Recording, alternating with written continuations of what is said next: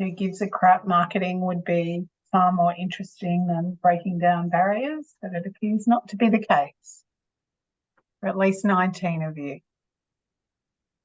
I'm sure we'll get Monique? that. Hello, Hi, Sash. Terry. How are you? Good to see you Good. again. Terry is a strong champion of social procurement, and almost, I think, has attended every session that Social Traders hold. So we're very grateful for Terry. But hello to everyone else. Just sort of while we're waiting for everybody to come in, I'll quickly introduce myself. My name is Sash Sarik. I'm the Social Procurement Advisor at Social Traders. My job is to connect business and government members to social enterprise, and I come from a social enterprise background where I worked for a disability enterprise in business development. So it stays true to my heart, and I'm very passionate about it. But today, I think most of us who are joining in understand the why to social procurement, but we really want to tap into how to address those barriers and breaking them down and taking a bit of a deeper dive. And I think we'll, just because of time, we'll sort of start, and anybody who's coming, I think Melina as well is joining us from Social Traders, give us a wave. We'll admit people coming in as well. But I would like to introduce our guest speakers. Firstly, we have Monique Ward, who's the Executive Director of and Head of the Innovations and Services team at Social Traders, and she's based in New South Wales. Monique carries a wealth of knowledge and experience in strategic procurement and workplace operations, and we're extremely lucky to have her leading our team and continuing to drive innovation and change in the social procurement space.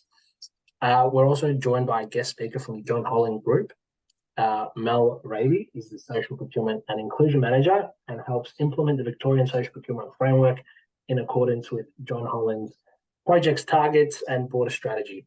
Mel is passionate about working with the disability community and is a master at building relationships with suppliers and organisations that can help support John Holland Group. Before we hear more from our two speakers, I just want to get some insight from our audience. And if you've been to our events before, we do use Slido for some engagement. So I'm just going to share a little bit of, if you've got your phones out, that's great. But I'm going to pop up on the screen a QR code. If everybody could give that a scan, and we just want to find out, get a bit of a gauge from the audience, how long has your business been working with social benefit suppliers? Just so we can know how to structure this conversation and get a bit of insight for our guest speakers on this topic. But so we've got there less than a year, 1 to 2 years, 3 to 4, and 5+ years. And I know there's quite a few in here that have been in the space for a while. But as I think we've got a small group, we'll see sort of where that's sitting. But 3 to 4 years seems to lead the way here. And for those less than a year as well, we certainly take that on board, and the things that we'll be talking about today as well. But with our guest speakers, Monique, over 20 years experience in procurement, so a lot of knowledge coming from the space. And Mel as well has been in the construction sector for a while, and we know we'll talk a little bit further as well in John Holland's spend, which we know is advanced as well, and we'll highlight some of the amazing work that they've done there. So thanks everybody for submitting those in. We'll just wait a little bit longer, but I thought that 3 to 4 years was where most would be sitting at, and considering, you know, a lot of work has been happening in the 3 to 4 years, and we've definitely seen a big growth in that. I think we'll discuss these numbers later in the session. But I will sort of just, obviously, once again, based on time, I'll just go back to the main room here, and I'll pass over to Mon, who will talk a little bit more about what we'll be covering today. And I've, of course, been monitoring the chat, so if there's any questions, we'll try to answer those best we can throughout. And then there will be a session a little bit later where we'll actually ask a couple of people to come off mute, and just raise a few questions and things that we could discuss. So I'll pass over to Mon. Thank you. So much, Sash, and thanks for that very generous introduction.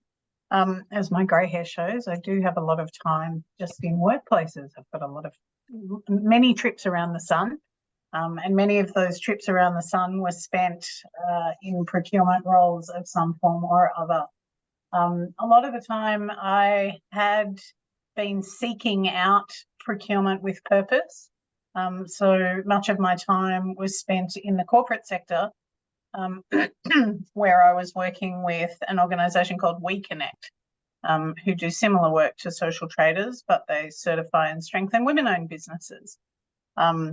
So it's a passion of mine. It goes deep all the way to my feet, that procurement can do better, and that procurement with purpose is the way forward for the profession. Mel, I'd love to throw to you. John Holland have been our big spender for more than 3 years now. I think we're up to 5 years, certainly leading in the construction space, in terms of the amount of procurement spend with social enterprises coming across your books. So firstly, congratulations on that incredible accomplishment. But does this mean all the barriers, all of the organisational barriers at John Holland are gone now? Is it just open slather and John Holland just has carte blanche now to spend on social procurement? Oh, I love it. Absolutely. That's 100%. Never had a barrier, so that's how you do it. No, easy work. So thank you for the introduction. I think the thing is before the social procurement framework came out, a lot of our projects were doing social spend in some form, and that was really coming through from client contracts. So people were just getting used to that spend. One of our projects actually had a target. This is before the framework came into place. They had a target of spend with 5 social enterprises. That was their entire spend. So they could have bought something for $5, and they would have actually fulfilled that under the contract. But I think the thing is, and I know there's quite a few people on here that I recognise that are very passionate people, and that's the thing that actually drives it. So it's the passionate people that have been embedded into the roles, into the people who are in the roles that you're in the companies that you're in. The first thing that we always find is we look at what sort of barriers are in place, and every single project will always have a barrier. Every single corporate will have a barrier, and it might be an individual where you can't get a boss to come on board and to see the benefit to it, or they think just the common the myths and misconceptions of social enterprises are too small, they're operating out of a garage. I've heard them all. I've heard that they're just not capable of particular works. I've heard that we don't know who they are, so we can't use them. We've heard so many different things. And in the space that we work in John Holland, where we're working with subcontractors, sometimes we actually don't have any leverage to actually say to them, you need to be doing this. So it's really taking them on the journey in that regard. And no matter what, we always find a passionate individual. There is always one passionate person. And then that's when, we start to talk contractual, we start to talk about outcomes. I don't think I don't always lead with the social benefit, because I don't think that hits for a lot of people sometimes. But as they do the doing, then we see them start to look at, oh my goodness, I've changed, this person's outcome, I've changed this person's life, I've changed, they wouldn't have had this opportunity beforehand. So it's really just working through, is it individual, is it an organisational barrier where people haven't seen the benefit to their organisation, or is it a systemic barrier where you really need to look at what is actually taking place, and why is it a perceived barrier, or is it an actual barrier? One of the things we talk about, Mel, in our social procurement practitioner training is that distinction between individual barriers, organisational barriers, and systemic barriers. Because as I'm sure you know, and I note that 75% of our attendees here today have been doing this for more than 3 years. So I think all of the barriers have been conquered at some point in some way, and some remain for everybody in this room. But how do you go about addressing or even identifying the 3 different types of barrier, Mel? How do you look at what you're being faced with as a barrier and unpack the easiest way through? How do you address that in your role?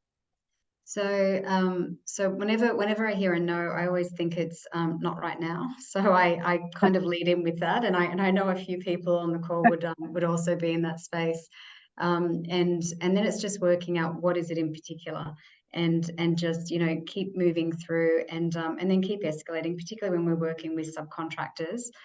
Just keep escalating through their management levels to work out, is it something that you don't want to do, you can't do, you're unsure, you're uncertain, change is hard. Personally, you might not find it easy to do, or it might feel like it's a risk. So just working through all of that, and then throughout the process, it's always giving examples to people of when something has worked, what that looks like, and what there's always stumbling blocks when you're using a new business, regardless. I'm not saying of a social enterprise or an Aboriginal business, just if you're using any new business that you've not used before, they're not going to know your systems, they're not going to know your outcomes, they're not going to know how they're meant to do particular things. So you actually do have to guide them on the way. It's also about getting your staff as well on that journey, so that then they can help guide, because you're not going to be in every room for every decision. So it's really just making sure that there's influence internally, and then when you're talking with trades, that you've actually got they're hearing social procurement, they're hearing they're hearing about social enterprises, Aboriginal businesses, they're hearing that several times before they even meet you, so that they understand the importance of it. But it really is just pushing and pushing and pushing until you get the no, and then and it doesn't take very long before you can uncover it. But I've always found in every conversation, there's always been one passionate person that says, I've really wanted to do this for years, but I've never been able to, for whatever reason. And then so straight away we just say, right, it's contractual.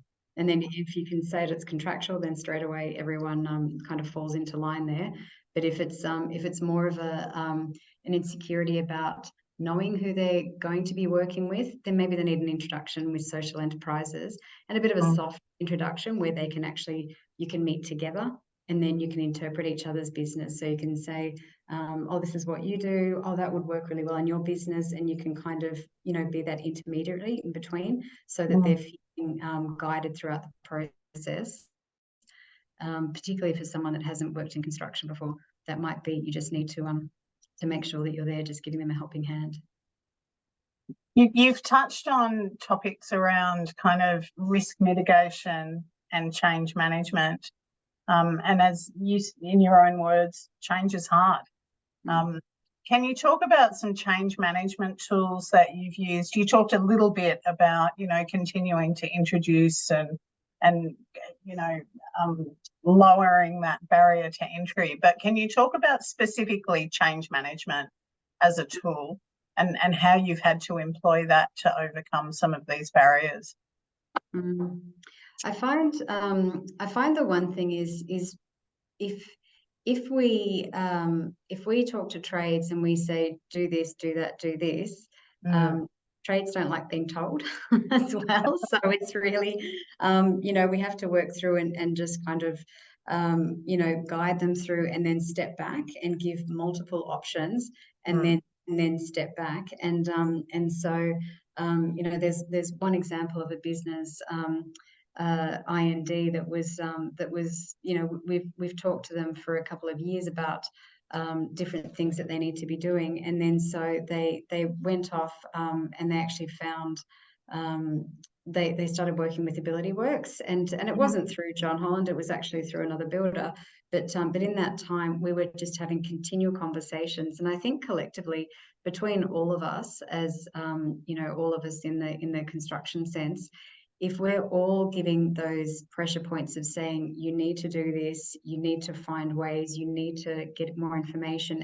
and giving them opportunities to have various types of information, we found that they ended up having a beautiful relationship where they could actually have long-term, that they could be getting some supplies on a regular basis. It's one of those types of things that they can just get these brackets just made at all times because at a particular project they will be using it, but they're not buying them for the project.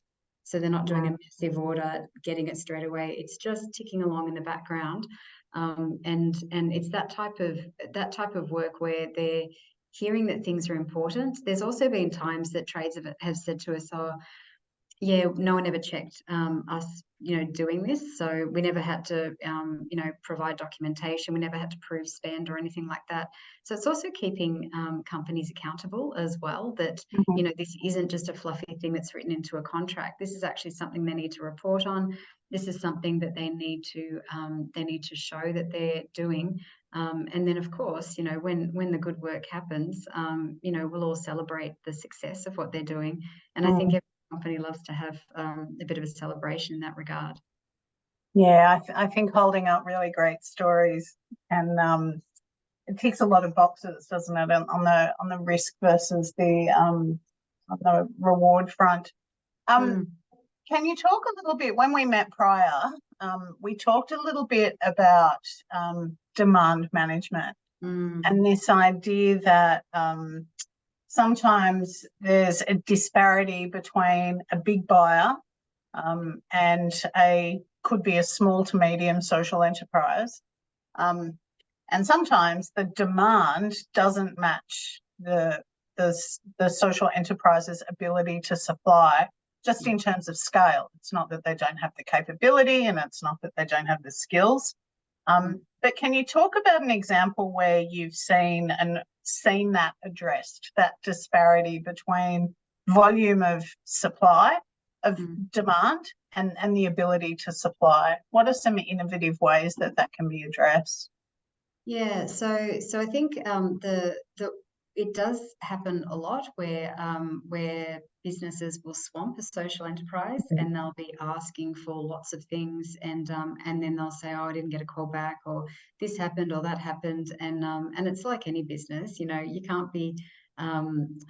Social enterprises are certainly not sitting there waiting for a call. They've got things to do, and so it's really just I think sometimes, and we're still in that sense where some businesses are seeing social enterprises as a charity instead of being a business. And so it's really just, showing that these are just businesses that are operating. And a lot of the time, I actually I don't often talk about the social purpose of a social enterprise, because I lead with the commercial aspect first. But the most important thing when it comes to demand is not swamping the business. Also, as well, if we're recommending a business, to have a discussion with them before and to see where they're at.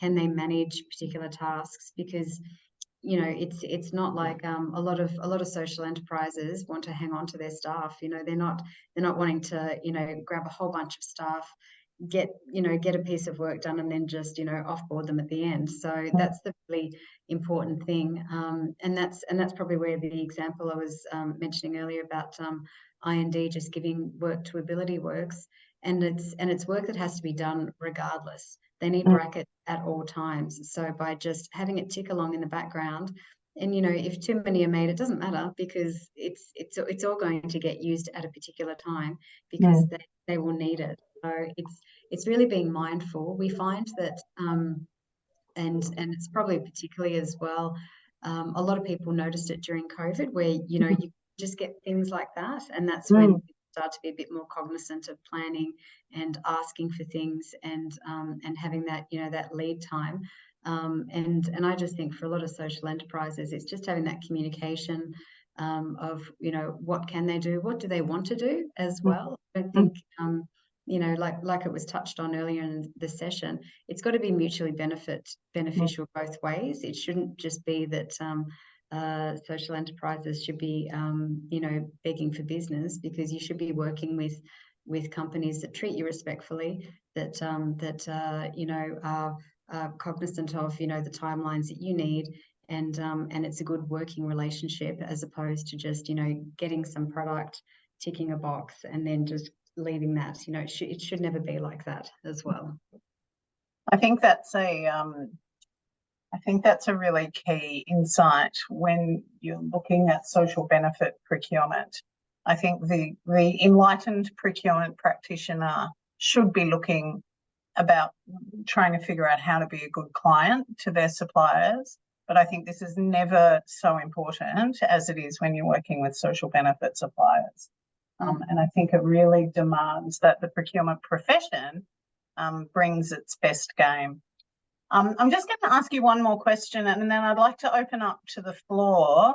Because have a think while Mel's talking, because I'm interested. I want to hear from Mel about why she starts with the business case and the commercial aspects. But while she's talking, I'd love to hear from this room, this incredibly experienced room, about a time where you've overcome a barrier, whether it was individual, an organisational barrier, or a systemic barrier. And if I don't hear from anybody, I can see some faces of folk that I will call on. So you know who you are in this room, so be ready. But Mel, walk us through why you lead with the commercial angle. Because then you're looking at from a procurement decision. So then it's something I've found that when it's in that procurement space, it's then seen as this is something that we're doing because it's a business decision, as opposed to we're doing this to make us feel good, because feel good doesn't. I don't think that there's the longevity to that, because that might fall over at any given time. Whereas if you're doing it because it's a product that you like, it's a business you like using, it's a company that you feel aligned with, it's a company that has great service, then that way, and we have actually seen this where there was a social enterprise I was talking to the other day. And they mentioned that they were on one of our projects, and this project was, this doesn't have any social procurement on this particular project. It was before the framework came into play, so it's got MPSG and Aboriginal employment, but it's not got the actual framework on there. And I just said to the social enterprise, do you realise that you're being asked to work on that project because of you, not because nothing counts. No one's measuring anything. No one's doing anything. You're not going towards any target or anything at all. The project manager really likes working with you, and really likes working with you because you're doing a good service. And so that just basically, I think that has more longevity in the relationship, because then that's their go-to. And all you really want is social enterprises or Aboriginal businesses to be on the forefront of a site manager, a project manager. You want them to be in the top 5, people that they're going to dial when they've got a problem on site. That's where you want them to go, rather than going to other businesses that they've used over the years. It's business as usual, isn't it? There it is. I love it. And it's also this idea too, and I heard a brilliant example of this today that I don't think I'm in a position to talk about in actual terms, but I heard a procurement decision was made this morning, where an award went to not the first lowest price supplier, not the second lowest price supplier, but the third of 3 in terms of price. But it was still a business decision because the organisation's staff really resonated with the social and environmental impact that this social enterprise was creating. And this isn't a small deal. This is a significant deal, big dollars. It's got an M in it, the number. It's very exciting. And I think the supplier might be in the room here today. So you know who you are. Congratulations. But I do really enjoy that point where there is an intersection between the doing good and the commercial elements. I think that's where we can acknowledge that this is caught on. This is moving towards business as usual. Now, I'd love to hear from this incredibly experienced room. We've got 60 people, all with 75% of whom have more than 3 years experience. So I can't do the maths on that and talk, but that sounds like a lot of years of experience. So I'd really love to hear from you if you've overcome a barrier, or you have a question for Mel or myself, but love to hear from you. Put your hand up in the using the tool, and Sash will call on you if you've overcome a social procurement barrier. Not seeing any hands. I know you've overcome barriers. Nick, hello. Hi there. Yeah, Nick from Etico. We help organisations apply social impact by supplying them with branded merchandise and uniforms.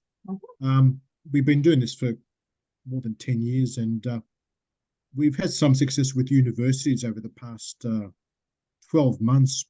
But what it's taken was a champion within an organisation, within that university, who wouldn't take no for an answer, just kept on pushing. And it takes a long time to find people like that. But without those champions, yeah, we wouldn't have got any of those businesses that we've had over the past 12 months. But it's I find it interesting that there are social procurement people within a lot of these organisations and sustainability specialists, etc.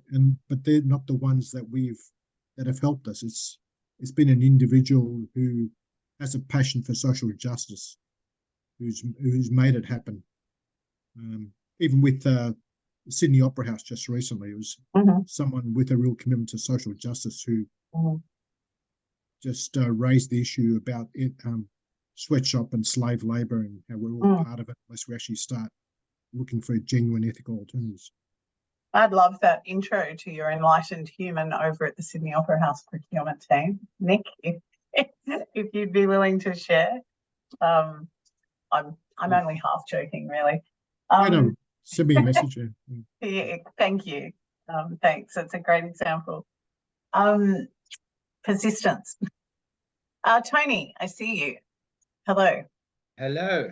Yeah, thanks. Look, I just thought I'd just if talking about barriers, the thing that comes to mind for me, if you're looking at if you're a social enterprise and you're promoting your services, and I guess we're profit for purpose, so it gets redirected into our social procurement program through Worldview Foundation. Now, I guess one of the things I've found when I'm talking to organisations is that it helps, I guess, sell what we're all about, and is really a lot of organisations are looking for some accountability towards the social procurement outcomes and also environmental outcomes, and so one of the ways that we've done that is the way we do business in terms of the reporting and that we provide every job that we do.